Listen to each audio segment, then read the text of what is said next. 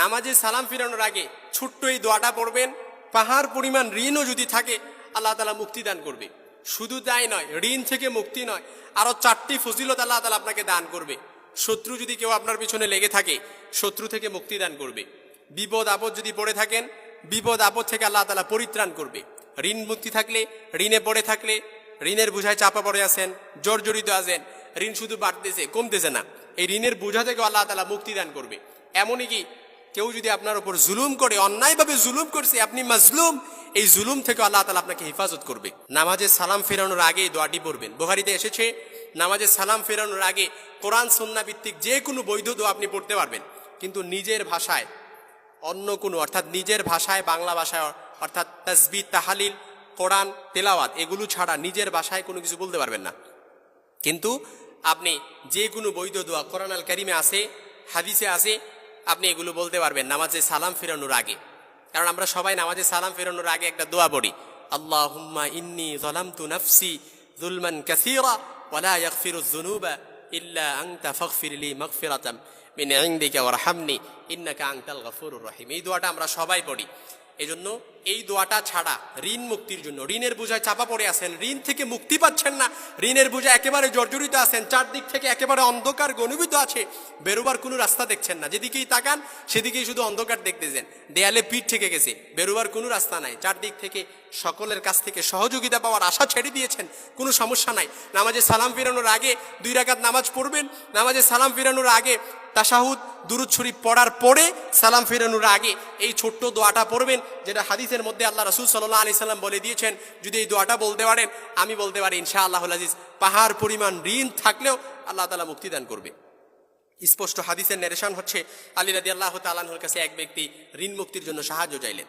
ঋণে নাই এরকম কেউ নাই, ঋণে পরে আছেন না এরকম কেউ নাই, হতাশ, আপসেট, ডিপ্রেশন কোনো ভাল লাগে না, ঋণের বোঝায় ব্যাংক থেকে লোন উঠাইছেন, ওই লোন পরিশোধ করতে যায় আবার ঋণ করতে হয়েছে, একটার পর একটা ঋণ শুধু করতেছেন, কোনো কিছুই কি করতেছেন না, কুল কিনারা পাচ্ছেন না। কারণ ফাজতানিবুস সাবআল মুবিকাত, 7টা ধ্বংসকারী বস্তুর মধ্যে এটা হচ্ছে একটা, যে সুদের ঋণে যে ব্যক্তি জর্জরিত হবে তাকে আল্লাহ তাআলা একেবারে তার জীবনটাকে ধ্বংসের দ্বারপ্রান্তে পৌঁছে দেবে। এই জন্য যত ঋণই থাকুক এই দোয়াটা পড়বেন। আমি ইনশাআল্লাহ বলতে পারি আল্লাহর কাছে একেবারে প্রথম তাওবা করবেন, ইখলাস তাওবা করে নেবেন, ইস্তেগফার পড়ে নেবেন, তাওবা করে আল্লাহর কাছে কেঁদে কেঁদে আল্লাহর কাছে ক্ষমা চাইবেন। ক্ষমা চেয়ে 2 রাকাত সালাত আদায় করবেন।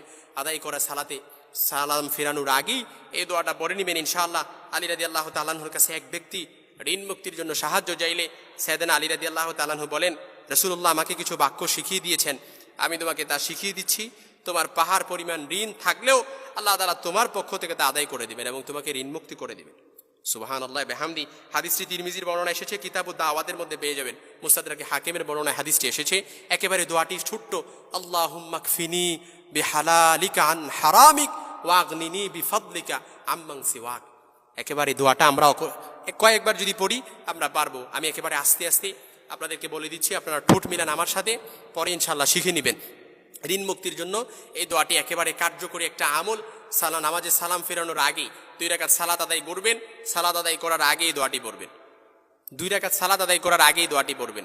ঋণ মুক্তি, হয়তো ঋণ করে ফেলছেন, বুঝে না বুঝে করে ফেলছেন, এখন অনুতপ্ত হচ্ছেন, আল্লাহর কাছে ক্ষমা চাচ্ছেন, আল্লাহর কাছে ক্ষমা চাচ্ছেন, এখন আল্লাহর রাস্তায় ফিরে আসার চেষ্টা করতেছেন। যত ঋণই থাকুক না কেন, যত ঋণের বোঝায় চাপা পড়ে থাকেন না কেন, একেবারে জর্জরিত হয়েছেন, ব্যবসার ঋণ, সংসারের ঋণ, অভাব অনটন, একেবারে কোনো কিছু ডেভেলপ করতে পারতেছেন না, শুধু ঋণের কারণে এই দোয়াটা পড়বেন সালাম ফিরানোর আগে। ইনশাআল্লাহ আমি মাঝার বলে দিচ্ছি, আল্লাহ তাআলা আপনাকে ঋণ মুক্তি থেকে সাহায্য করবে। আল্লাহুম্মা কফিনি বিহালালিকা আন হারামিক ওয়া আগনিনি বিফাদলিকা আম্মান সিওয়াক, ওয়া আগনিনি বিফাদলিকা আম্মান সিওয়াক। আল্লাহ তাআলা আমাদের সকলকে যত ধরনের পেরেশানি আছে, যত ধরনের শত্রুতা থাকুক আমাদের পেছনে, অনেক শত্রুতা লেগে আছে, এই দোয়াটা পড়বেন, শত্রু থেকে আল্লাহ তাআলা হেফাজত করবে। বিপদ আপদে পড়ে আছেন, কুল কিনারা পাচ্ছেন না, চারদিক থেকে অন্ধকার, দেয়ালে পিঠ থেকে গেছে, কি করবেন এখন? এই দোয়াটা পড়েন, আল্লাহ তাআলা মুক্তি দান করবে। জুলুমের শিকার হয়ে আছেন, অন্য আপনার উপর জুলুম করছে, অন্যায়ভাবে জুলুম করছে, আপনি মাজলুম, এই দোয়াটা পড়েন, আল্লাহ তাআলা জুলুম থেকে আপনাকে হেফাজত করবে। ঋণ মুক্তি আল্লাহ তাআলা দিয়ে দিবে ইনশাআল্লাহ। আল্লাহ তাআলা আমাদের সকলকে যত রকমের ঋণ থাকুক আল্লাহ তাআলা আমাদের ঋণ থেকে মুক্তি দান করুক।